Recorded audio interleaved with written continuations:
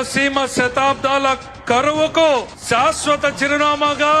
ఉన్న రోజుల్లో ముఠా కక్షలకు పెత్తందారి పోకడలకు నిలయంగా అడుగడుగున వెనుకబాటుతనం ప్రతి పల్లెలో పేదరికం అలుకున్నటువంటి రాయలసీమ బీడు బారిన భూములకు అంద్రి నీవా ద్వారా నీళ్లిచ్చి బంగారు పంటలు పండించే భూములుగా మారుస్తున్నటువంటి నాయకుడు,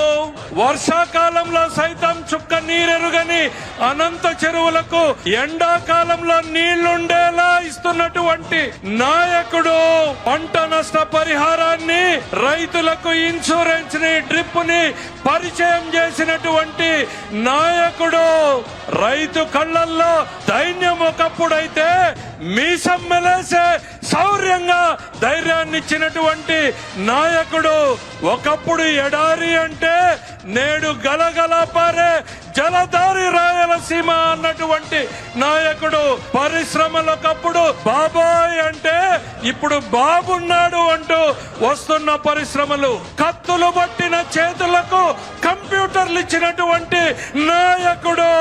రాయలసీమ ప్రజల భవిష్యత్తుకు ఆశా జ్యోతి, సీమ ప్రజల ఏకైక ఆశా దీపం, రాయలసీమకు జలహారతి పట్టినటువంటి నాయకుడు. మీ పేరు తలవని ఊరు లేదు, మీ పేరు తలవని గడప ఈ సీమలో లేదు. మా తలరాతలు మార్చడానికి వచ్చిన ఓ నాయకుడా శ్రీ చంద్రబాబు నాయుడు.